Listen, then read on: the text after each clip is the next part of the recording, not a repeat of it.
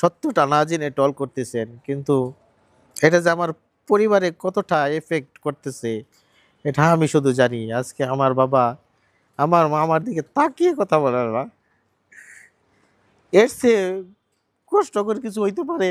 এর চেয়ে কষ্টকর কিছু হইতে পারে না। কালকে ভিডিও কল দিছিলাম, আমার বাবার সাথে 2টা কথা বলছি মাত্র, আর কথা বলে নাই।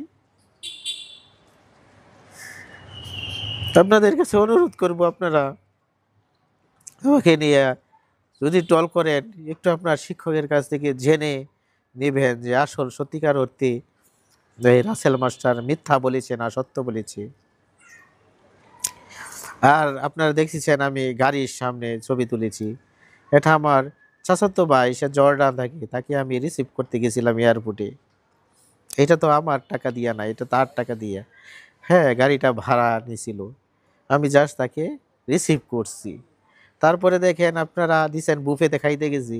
আমি শিক্ষকতা পেশায় যোগদানের আগে একটা কোম্পানিতে চাকরি করতাম। সেই কোম্পানির এমডি স্যারের ছেলের বিয়ে ছিল। তখন আমাদের জিএম স্যার সবাইকে বলেছিল যে আপনারা সর্বোচ্চ, হ্যাঁ, পোশাক পরিধান করে আপনারা আসবেন। তখন আমরা সর্বোচ্চভাবে আমরা সেখানে কোম্পানি থেকে আমরা ওই ওই বুফেতে যাই। কিন্তু এটা শুধুমাত্র আমাদের সেলফিতে ছিল, সেলফিতে ছিল, কিন্তু এটা আসলে এমডি স্যারের ছেলের বিয়ে ছিল। সেলফিতে ছিল লাক্সারিয়াস, কিন্তু একজন ছবি তুলে ফেসবুকে দিলে তার সেরা ছবিটাই দেয়, কিন্তু ওইখানে বুফে প্লাস আসা যাওয়ার সমস্ত খরচ আমাদের কোম্পানি তথা এমডি স্যার বহন করেছিল। এখানে আমাদের কোনো টাকা লাগে নাই। এই ছবিটাই আমি ফেসবুকে পোস্ট করেছি, কিন্তু আপনারা দেখিয়েছেন যে আমি লাক্সারিয়াসে হোটেলে খাচ্ছি।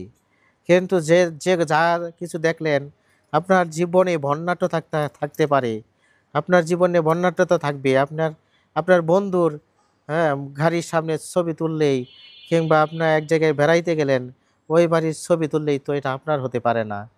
আপনারা খোঁজ নিয়ে দেখবেন আমার জীবনের অর্থ কষ্টের যে অভাবটা আমি দেখে এসেছি, কারণ আমার বাবা এমপিওভুক্ত শিক্ষক। এমপিওভুক্ত শিক্ষকদের আরও অনেক বঞ্চনা রয়ে গেছে। যেমন আমার বাবা 3 বছর হয়েছে রিটায়ার্ড করেছে, কিন্তু পেনশনের কোনো খবর নাই। ওনারা এমপিওভুক্ত শিক্ষকরা, কোনো শিক্ষকরা মৃত্যুর আগে পেনশন তুলতে পারে না। মন্ত্রণালয়ের ধারে ধারে দৌড়াদৌড়ি করার পরে, দৌড়ঝাঁপ করার পরে তারা মৃত্যুর আগেও কোনো পেনশন তুলতে পারে না, কারণ তাদের পেনশন পন্থাটা এমন। 10 বছর পরে রিটায়ার্ডের পেনশন হয়। তাহলে তার যে বঞ্চনাটা আপনারা একটু চিন্তা করে দেখবেন।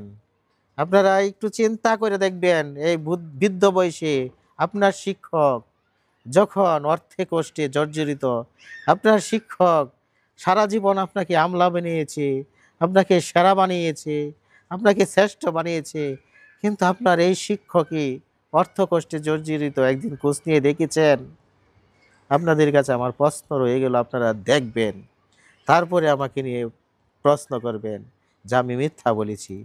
আমার বাবার কাছ থেকে আমি দেখেছি, দূর থেকে উপলব্ধি করেছি এই অভিযুক্ত শিক্ষকরা কতটুকু অর্থকষ্টে জর্জরিত থাকে। দেখেন, এই যে পেনশন পন্থা, তারপরে যে ভিএড পন্থা, তারপরে বদলি, আমাদের কোনো বদলি নাই। যে জায়গায় আমি চাকরি হবে সেই জায়গায় আমাকে 30 বছর চাকরি করতে হবে। কিন্তু আপনারা লক্ষ্য করেন নাই হয়তো বা, 2018 সালের পর থেকে যে সময় এনটিআরসির মাধ্যমে নিয়োগটা চলে যায়, তখন থেকে সব কিছু সরকারি নিয়মে হচ্ছে। আমাদের প্রথমে প্রথমে প্রিলিমিনারি পরীক্ষায় অংশগ্রহণ করতে হয়। প্রত্যেকটা ভুল আনসারের জন্য 0.5 মার্ক কাটা যায়। তারপরে প্রিলিমিনারি পাস করার পরে রিটেনে অংশগ্রহণ করতে হয়।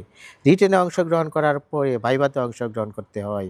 তারপরে ভাইভাতে পাস করার পরে গণবিজ্ঞপ্তির মাধ্যমে শিক্ষকতা পেশায় আসতে হয়। তাহলে এই যে আমাদের 12,500 টাকা বেতন, এখানে হাজারো শিক্ষক হাজারো স্বপ্ন নিয়ে আসে, কিন্তু যখন সে শিক্ষকতা পেশায় জড়িয়ে যায়, তখন তার স্বপ্ন নিমেষেই হতাশাগ্রস্ত হয়ে যায় এবং সে ঋণগ্রস্ত হয়ে যায়। সে অভাবের অনটনের সর্বোচ্চ শিখরে পৌঁছে যায়।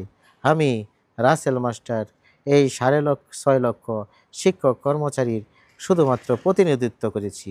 আমাদের যারা শিক্ষক আন্দোলনের নেতৃত্ব দিয়েছে তাদের তাদেরকে আমি সহযোগিতা করতে চেয়েছি।